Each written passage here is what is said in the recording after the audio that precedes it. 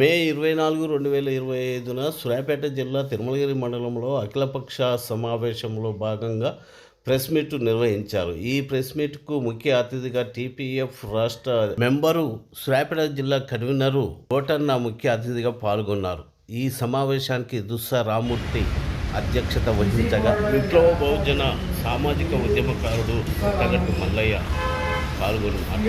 ఈ సందర్భంగా CPM party Lingaiah Yadav, Praveen, Uday నాయకులు మొదలగు వారు పాల్గొని పగార్కు వ్యతిరేకంగా నినాదిస్తూ మరణకు జోహర్లు అర్పించడం జరిగినది. ఈ సందర్భంగా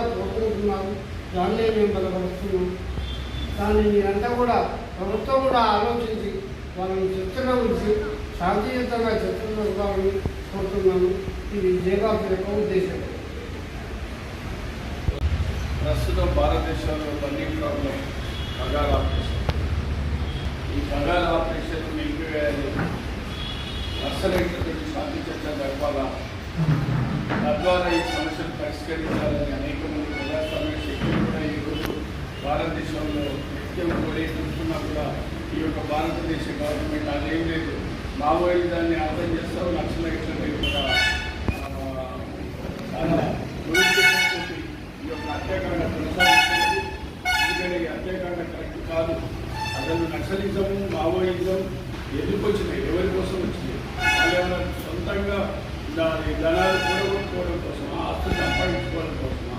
భారతదేశంలో ఉన్న సంపద అందరికీ చెందాలి, భారతదేశంలో ఉన్న సంపద అందరికీ అందాలి, అన్ని సౌఖ్యాలు కూడా అందరికీ అందాలి.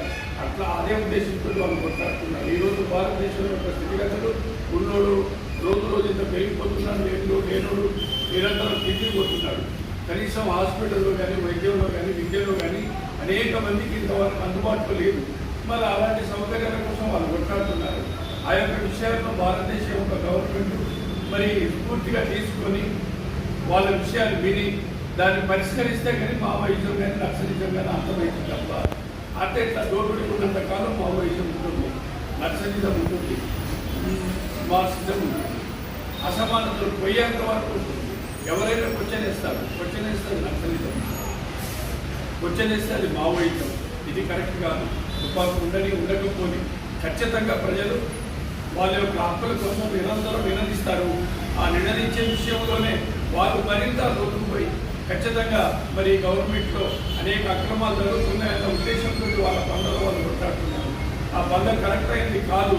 మరి మీరు రండి, చర్చలకు రాండి, మీ సమస్యలు ఇప్పుడు చెప్పండి, మేము వింటాం, వాటిని పరిష్కరిస్తామనే ఒక స్ఫూర్తి మన యొక్క ప్రభుత్వానికి ఉండాల్సిందిగా మేము విజ్ఞప్తి చేస్తున్నాం. ఇప్పటికైనా ఆపరేషన్ జరగాలి, ఆపేయాలి, శాంతి చర్చలు జరపాలా. అట్లనే ఈ యొక్క మేము ఇమీడియట్లీ ఇంతవరకు ఈ లోపల నక్సలైట్లు అందరినీ చంపుతా ఉండే ఒక ఆలోచన విరమించుకోవాలి. అది తప్పని కూడా ఈ సందర్భంగా ప్రజాస్వామ్య వదలు అందరూ కూడా ఏమి చాటుతున్నాం. తప్పనిసరి ఆపరేషన్ కగారు నిలిపివేసి శాంతి చర్చలకు పిలిచి గవర్నమెంట్ పిలిచి మరి డెమోక్రసీగా వ్యవహరిస్తారని ఆశిస్తూ ఈ సమావేశం ఏర్పాటు చేసిన మిత్రులకు మరొకసారి ఉద్యమ ధన్యవాదాలు తెలియజేస్తున్నాను. జోహార్లు ఆపరేషన్ కగారు వీళ్ళకు. ప్రకృతి వనరులు అందరికీ చెందాలనేది ప్రతి ఒక్క ఆలోచనాపరుడు, మేధావుల యొక్క ఆలోచన. అది ఈనాటికి ఈ దేశంలో కాదు, ఎక్కడ కొన్ని దేశాలలో అమలు జరిగిన, కొన్ని దేశాలలో ఇంకా డిమాండ్ నడుస్తూనే ఉంది. ఈ ఆపరేషన్ కగారు అనేది 2014లో నరేంద్ర మోడీ అధికారంలోకి వచ్చిన తర్వాత రకరకాల ఆపరేషన్లు మొదలుపెట్టి ఇప్పుడు ఆపరేషన్ కగారు అంటే అంతిమ యుద్ధం. ఇదే అంతిమ యుద్ధం. అంటే 2025 మార్చి 26 మార్చి ఆఖరి నాటికి ఈ దేశంలో నక్సలిజాన్ని లేకుండా నిర్మూలిస్తామనే ఆలోచనతో వాళ్ళు ముందుకు వస్తున్నారు. ఆ సందర్భంలోనే మధ్య భారతదేశంలో ఇప్పుడు ఆపరేషన్ కగారు కానీ, కరెగుట్టల ఆపరేషన్ కానీ అది మొదలుపెట్టి చేస్తూ ఉన్నారు. దేశ సరిహద్దుల్లో ప్రహరా కాయాల్సినటువంటి బలగాల్ని తీసుకొచ్చి మధ్య భారతంలో మోహరింపజేసి ఈ మధ్య భారతంలో 29 రకాల అత్యంత విలువైన ఖనిజాలు ఉన్నాయి. అవన్నీ వెలికి తీసి ఎవరికి చెప్పాలి? ఈ దేశంలో ఉన్నటువంటి 140 కోట్ల ప్రజలకు కాదు చెందేది, ఒక 10 మంది చేతుల్లో పెట్టాలనే దాంతో వాళ్ళు మోడీ మరి 2 సార్లు అధికారంలోకి వచ్చిండు. 3వ కూడా వచ్చిన తర్వాత కూడా ఇప్పటి వరకు అది అమలు జరగలేదు. అది అమలు జరగాలంటే వేగవంతం చేయాలి అనే దానికోసమే ఆ 10 మంది చేతుల్లో ఆ సంపదను పెట్టడం కోసం అక్కడ ఉన్నటువంటి ఆదివాసీలకు అండదండలుగా ఉన్న మావోయిస్టులని అంతమొందించి ఆర్టికల్ 21 జీవించే హక్కు నువ్వు రాజ్యాంగం మీద ప్రమాణం చేసి వచ్చినావు. ఏ ప్రభుత్వమైనా, కేంద్ర ప్రభుత్వం కానీ రాష్ట్ర ప్రభుత్వం కానీ రాజ్యాంగం మీద ప్రమాణం చేసి వచ్చి పరిపాలన చేసేవాళ్ళే. అటువంటి రాజ్యాంగాన్ని దొంగలు దొరికి ఆర్టికల్ జీవించే 21 ఆర్టికల్ జీవించే హక్కు ప్రబోధిస్తుంది. ఆర్టికల్ 19 భావ ప్రకటన స్వేచ్ఛ. ఆ భావ ప్రకటన స్వేచ్ఛని దొంగలు దొక్కేసి జీవించే హక్కుని హరించి వేసి మొత్తం నోళ్ళు నొక్కేసి ఎక్కడా కూడా నిర్బంధానికి వ్యతిరేకంగా మాట్లాడకుండా గొంతులు నొక్కే ఇది కొనసాగుతుంది. మరి నరేంద్ర మోడీ అధికారంలోకి వచ్చిన తర్వాత ఇది వేగవంతమయ్యి ప్రజల యొక్క స్వేచ్ఛ హక్కుల్ని కాలరాస్తూ మొన్న 3 రోజుల క్రితం నంబాల కేశవరావు గారిని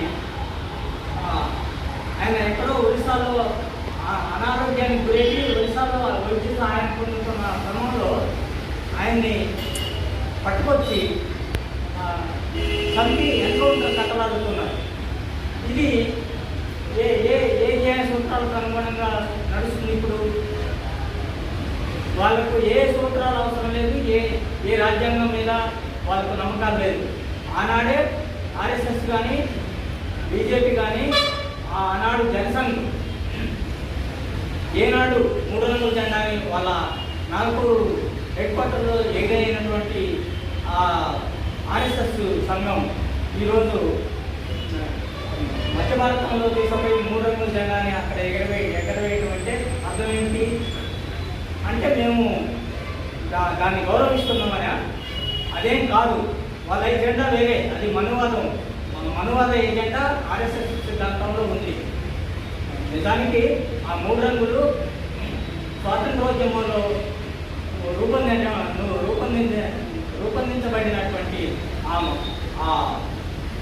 అన్ని వర్గాలకు సంబంధించిన జాతీయ జెండాను అక్కడ ఎగరవేసి ఎవరికి న్యాయం చేయబోతున్నారు? ఆ 10 మంది పెట్టుబడిదారులకు న్యాయం పోతున్నారు. అక్కడ ఉన్నటువంటి 29 రకాల ఖనిజాలని వెలికి తీసి వాళ్ళ చేతిలో పెట్టడం కోసం అక్కడ జెండాను ఎగరవేశారు. జెండాను ఎగరవేయడంలో తప్పు కాదు. ఇప్పుడు మైదాన ప్రాంతంలో ఇప్పుడు ఈ తిరుమలగిరి ఉంది. ఈ తిరుమలగిరి ప్రాంతం ఎక్కడ ఒక తిరుమలగిరి కాదు, ఈ దేశంలో ఎక్కడైనా సరే వైద్యం ప్రతి పౌరుడికి అందుబాటులో ఉందా? విద్య ప్రతి పౌరుడికి అందుబాటులో ఉందా? ఇవన్నీ కూడా కొనుక్కోవాల్సి వస్తుంది. ఎందుకని ఇది జరగలేదు? ఇప్పటి 70 ఏళ్ళ తర్వాత కూడా అందరికీ సౌకర్యాలు అందుకుంటే ఎట్టబోతున్నాయి. ఏం చేస్తున్నాయి ఈ పాలక వర్గాలు అంటే కొంతమంది గుత్త పెట్టుబడిదారులకి దారాదత్తం చేయడం కోసమే వాళ్ళ యొక్క ఎత్తుగడలు. కాబట్టి ఆపరేషన్ కగాన్ని ఇప్పటికైనా ఎత్తివేసి శాంతి చర్చలు జరపాలని మా తెలంగాణ ప్రజాప్రతినిధి తరఫున డిమాండ్ చేస్తూ